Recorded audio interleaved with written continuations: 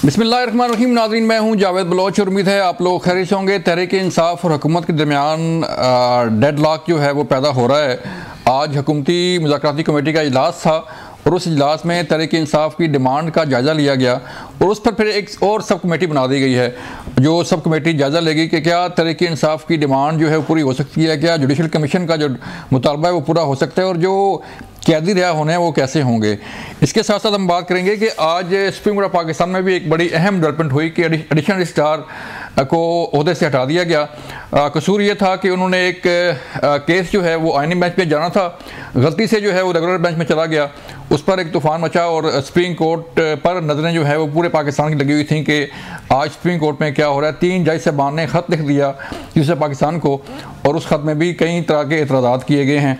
इस पर भी बात होगी और फिर हम बात करने जा रहे हैं कि तहरीक इंसाफ और हुकूमत के दरमियान चौथा जो सेशन है मुज़ाकरात का वो होने जा रहा है या नहीं होने जा रहा, क्योंकि ये कहा जा रहा है कि जब तक विदिन 7 डेज़ डिमांड से मुतल्लिक कंफर्म नहीं किया जाएगा उसके बाद चौथा इजलास नहीं होगा।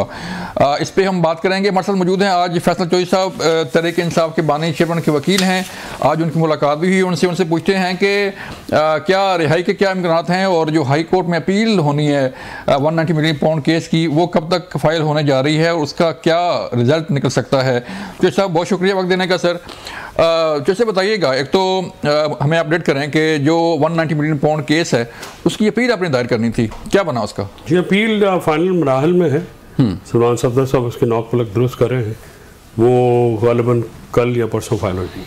अच्छा, क्या अपील ली जा रही है सर? उसमें कोई थोड़ा सा ज़ाहिर है उसमें जो प्रेजेंटरी जजमेंट है, जजमेंट के जो फ्लॉज हैं जो उसमें ओवरलुक हुई है, फैक्चुअल एस्पेक्ट, लीगल एस्पेक्ट, उसी के ऊपर अपील तैयार होती है। अच्छा ठीक है। जो साहब जो डिमांड्स हैं तहरीक इंसाफ की वो जा चुकी हैं।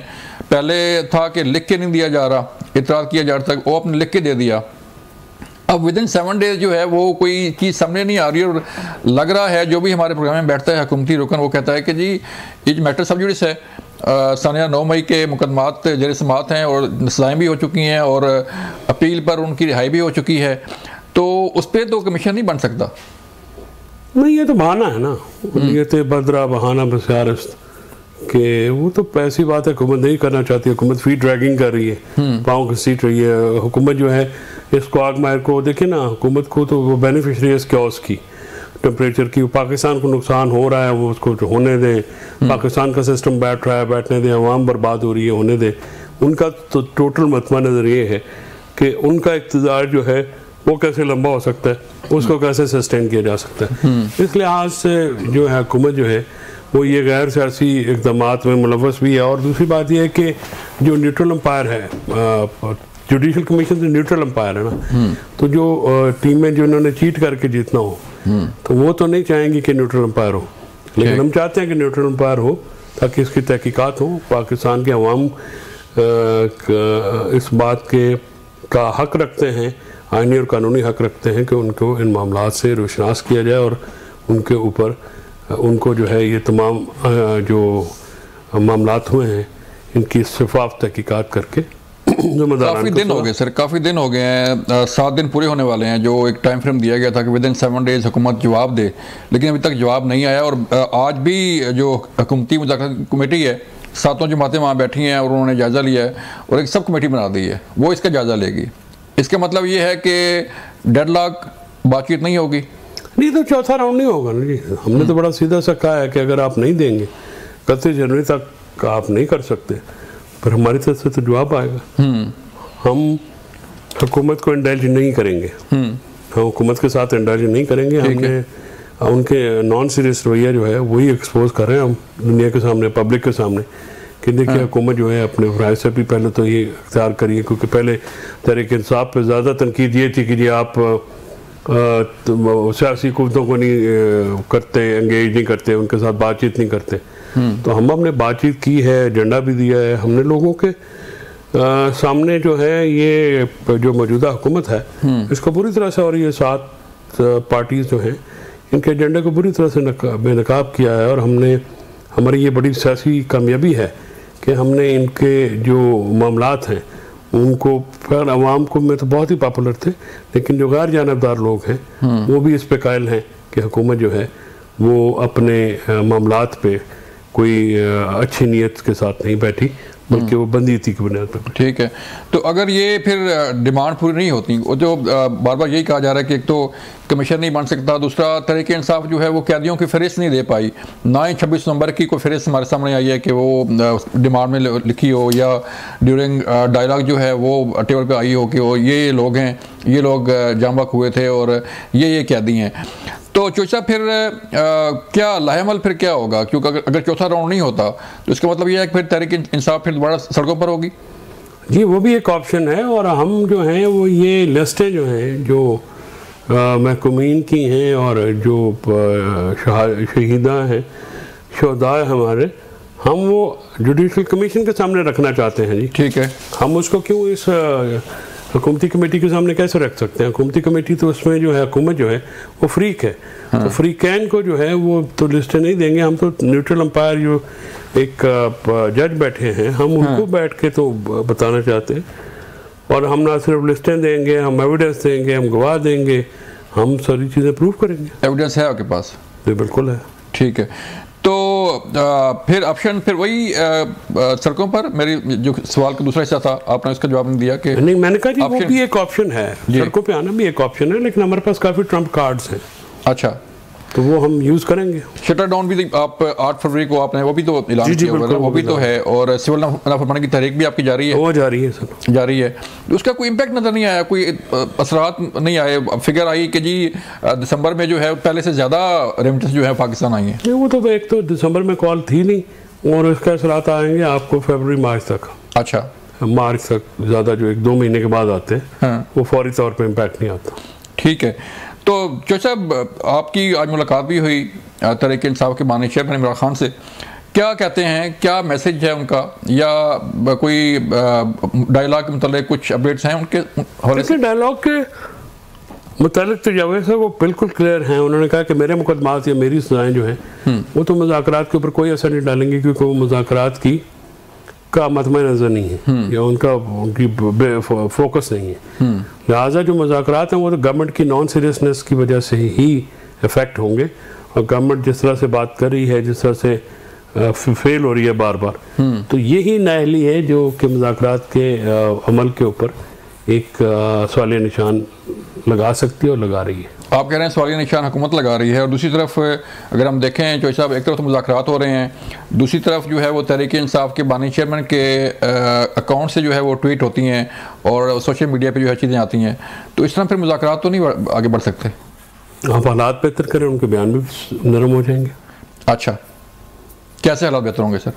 हालात तो हुकूमत बेहतर करेगी, CBM से ये करेगी। जो हमारे 9 मई में 5 लाहौर के जो हमारे सियासी ज़ुमा हैं उनको रहा किया जाए, बेलें उनकी बनती हैं। 1.5 साल से वो बिहाइंड द बार हैं। शाह महमूद कुरैशी का क्या कसूर है, यास्मीन राशिद का, एजाज चौधरी साहब का, महमूद रशीद और गवर्नर चीमा का, उमर चीमा का, उमर सरफराज का, तो क्यों इनको बिहाइंड द बार्स रखा हुआ है? तो छोड़ें उनको, तो CBMs करें ना। तो वो तो कहते हैं कि कोर्ट ने छोड़ना है, कोर्ट में केस है। हाँ, तो कोर्ट्स भी जो हैं वो हुकूमत के मातहत आज 26वीं तरमीम के बाद वो तो यही बेंच बनाते हैं। तो उनकी अगर कोर्ट्स के साथ भी काम करना है तो ये हुकूमत का ही मामला है ना। कोर्ट्स क्यों नहीं बेलें लगा रही? किस दबाव के तहत इन्वेस्टिगेटिंग एजेंसीज और प्रोसिक्यूशन एजेंसी जो हैं वो अपनी फ़राइज़ से पहलू तय कर रही हैं?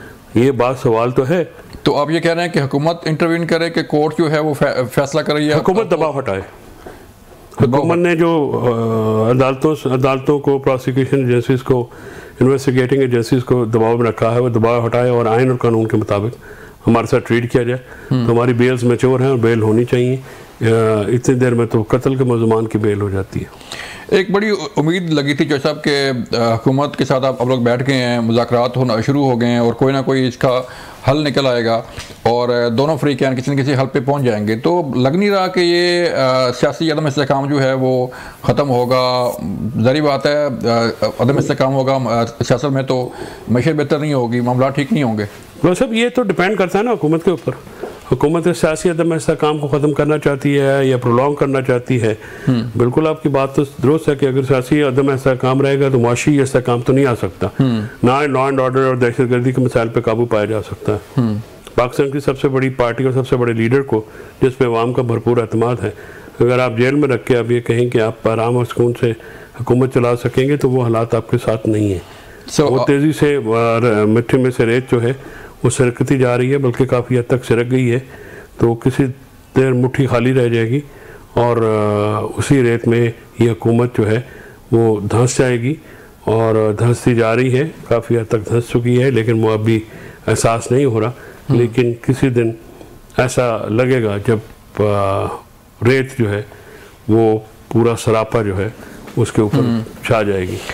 तो इसका मतलब है कि हुकूमत रेत में धंसी जा रही है। कब तक ये रेत जो है वो उसमें मुकम्मल धंस जाएगी आपके ख्याल में? पहले आप लोगों ने कहा कि दिसंबर बड़ा अहम है, उसमें कुछ ना कुछ हो जाएगा, फिर जनवरी का कहा कि जनवरी बड़ा अहम है, उसमें कुछ ना कुछ हो जाएगा। क्या दिसंबर में कुछ हुआ है और जनवरी में भी कुछ हुआ है? अच्छा, आप इतना बोले तो नहीं है। अच्छा, जिसकी वजह से हुकूमती सफ़ों में बेचैनी है जी, तो कुछ ना कुछ तो हुआ है।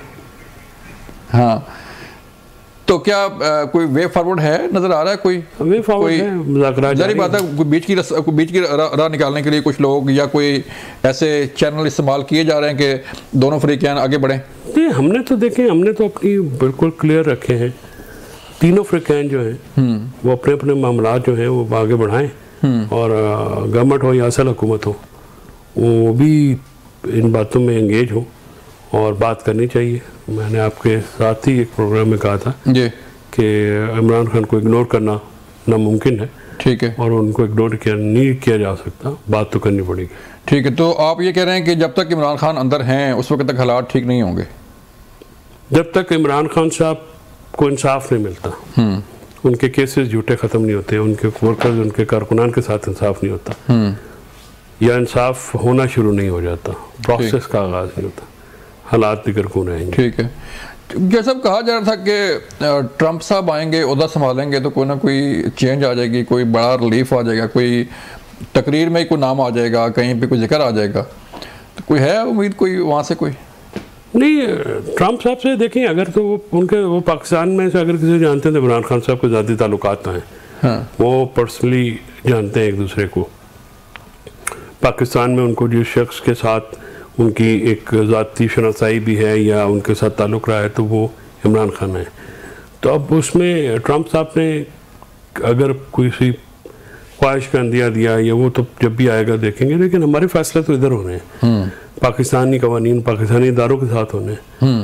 तो वहाँ से तो हमें इम्पार्शियलिटी की उम्मीद है, हमें ह्यूमन राइट्स वायलेशन के ख़िलाफ़ आवाज़ उठाने पे उम्मीद है, हमें जो हमारे अदलिया और हमारे इंसाफ की फरहमी के इदारे जो हैं वो नाकाम हुए अपने फ़राइज़ में, तो उसके ख़िलाफ़ जो है ज़ाहिर है जब अगर कौमी इदारे नहीं बात करेंगे तो बैनुल अक़वामी सतह, क्योंकि ग्लोबल विलेज है तो बात तो होगी। तो वो बात अगर हो गई तो फिर हुकूमत पाकिस्तान को प्रॉब्लम्स तो रहेंगे। तो तहरीक इंसाफ, आज भी मुलाकात हुई मुज़फ़्फ़र अहमद खोखर से, तहरीक इंसाफ के रहनुमा गए थे, मुख्तलिफ लोगों के पास जा रहे हैं, तो क्या कोई ग्रैंड अलायंस वगैरह बनने का? अपोजिशन अलायंस की एक एफर्ट कर रहे हैं। असद कैसर साहब की सरबराही में उमर अयूब साहब वगैरह को ये टास्क दिया है कि अपोजिशन को साथ में लाएं, हमारी तहरीक में एतमाद मिले।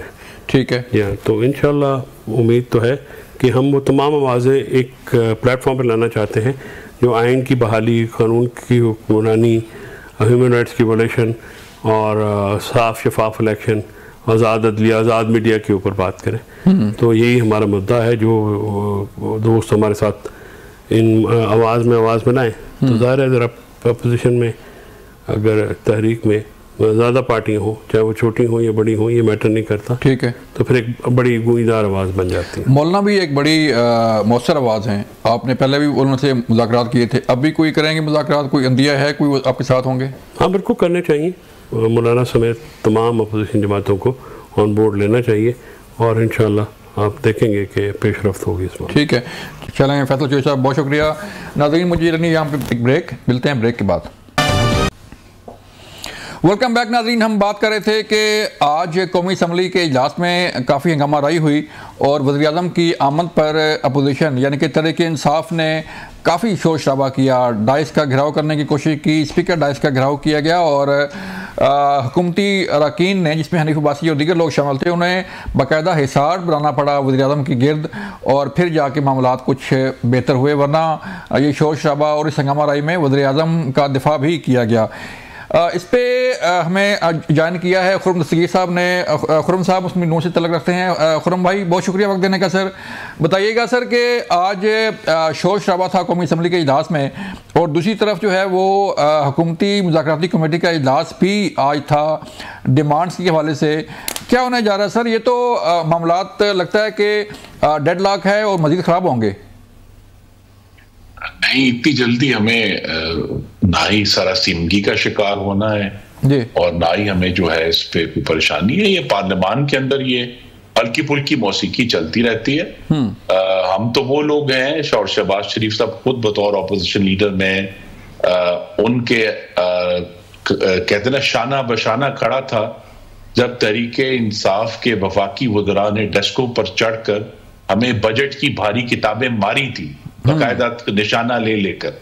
लिहाजा वो हमने वो भी बर्दाश्त किया बतौर अपोजिशन।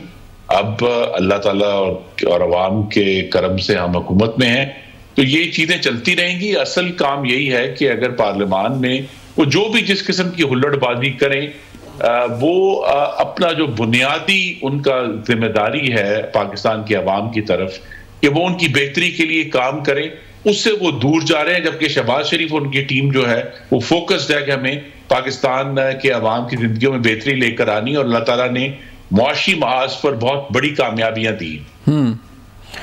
तो सर मुज़ाकरात भी तो नहीं आगे बढ़ रहे ना। आज भी जो आपकी हुकूमती कमेटी का इजलास था उसमें एक और सब कमेटी बना दी गई है, और इरफान सिद्दीकी साहब कहते हैं कि विद इन 7 डेज हम जवाब भी दे देंगे, लेकिन कोई जवाब जो है वो सामने आ नहीं रहा सर। इसीलिए तहरीक इंसाफ जो है वो बार बार बयान भी दे रही है, अपने खदशात का इजहार भी कर रही है कि ये चौथा सेशन जो है वो नहीं होगा।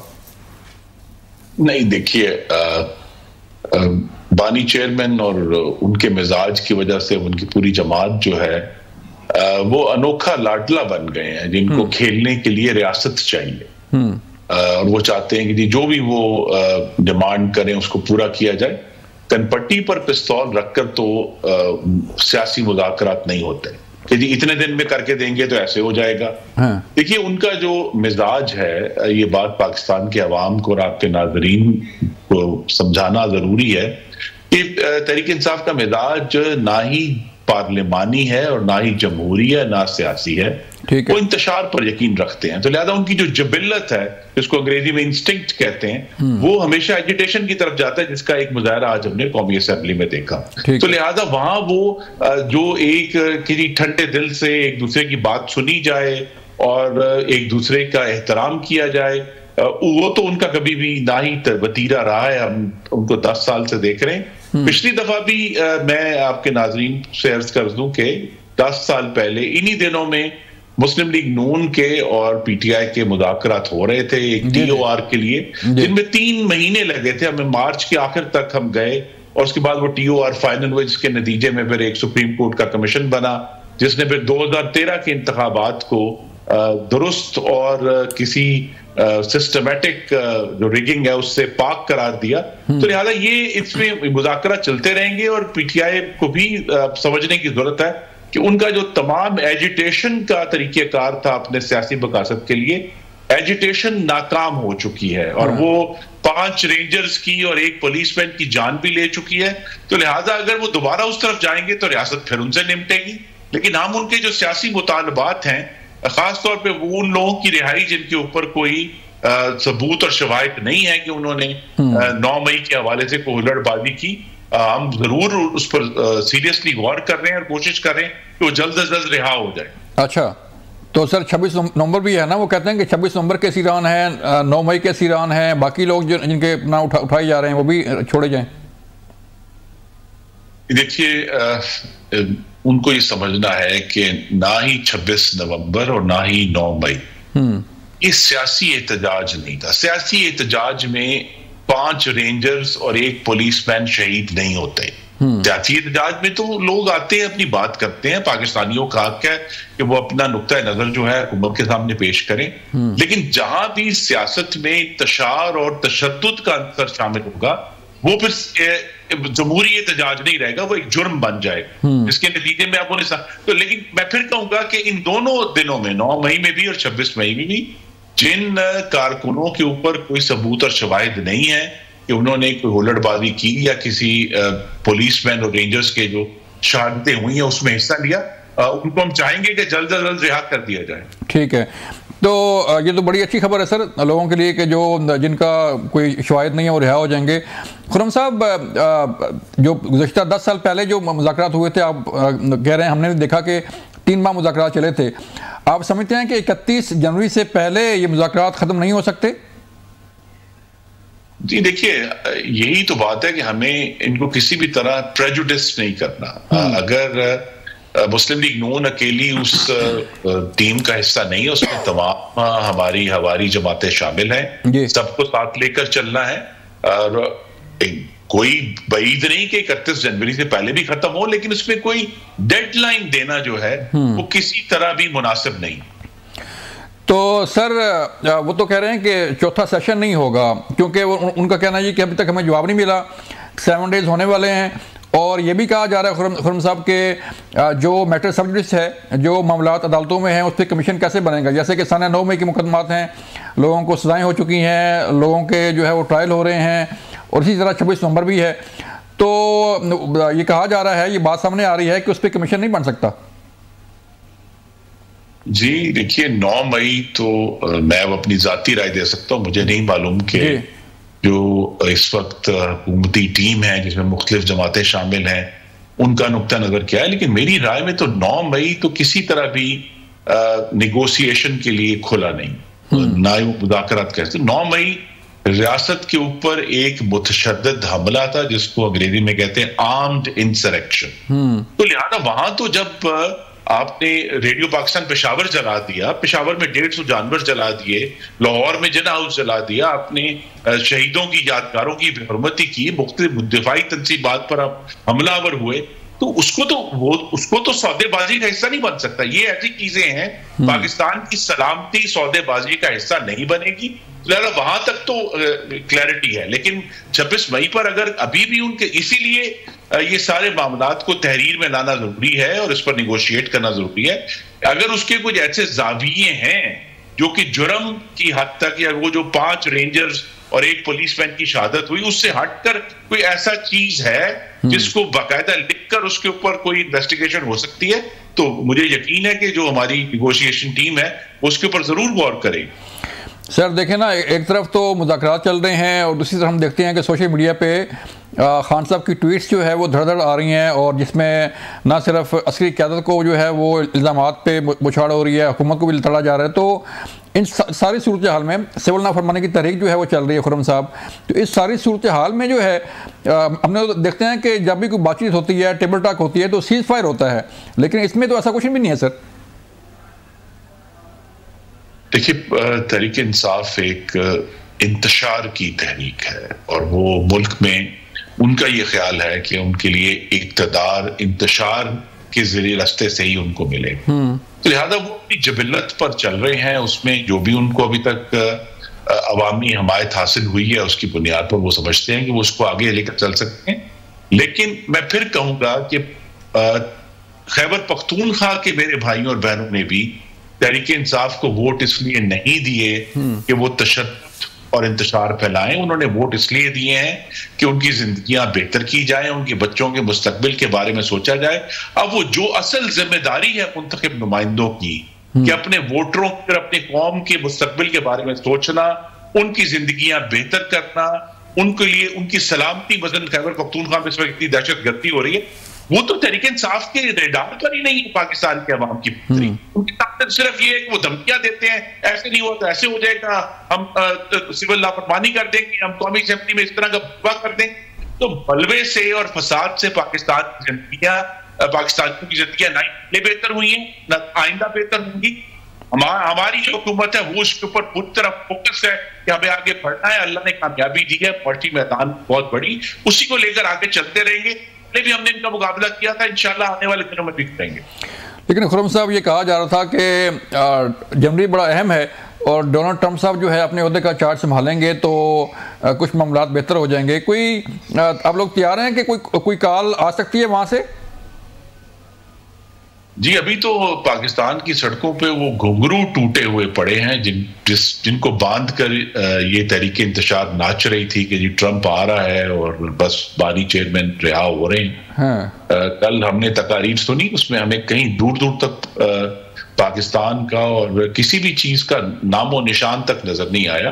डोनाल्ड ट्रंप जो है उनकी जमहूरियत से और इंसानी हकूक से कोई ज्यादा वाबस्तगी नहीं है, ये उनकी तरजीह नहीं होती, और ना ही वो ऐसे जो मामलात हैं उसकी बुनियाद बनाते हैं अपनी पॉलिसी की। वो एक ट्रांजैक्शन ओरिएंटेड एक कारोबारी सौदेबाज शख्स है जो अपने मुल्क की जो पॉलिसी है उसको भी इसी तरह चलाते हैं, और लिहाजा उनको जो है उनके लिए आमरीत जो आमिर है उनके लिए भी बहुत नरमी है, हमेशा वो डिक्टेटर से बात करना पसंद करते हैं। तो लिहाजा ये जो अभी भी किसी के जहन में अगर ये खुशफहमी है कि वो अमेरिका में कोई पैसे खर्च करके लॉबिंग के जरिए अपने मकासद हासिल कर लेंगे, तो आप ये देखेंगे कि उनको नाकामी होगी, क्योंकि पाकिस्तान इस वक्त अमेरिका के रेडार पर नहीं है। ठीक, लेकिन सर तल्लुकात कैसे रहेंगे?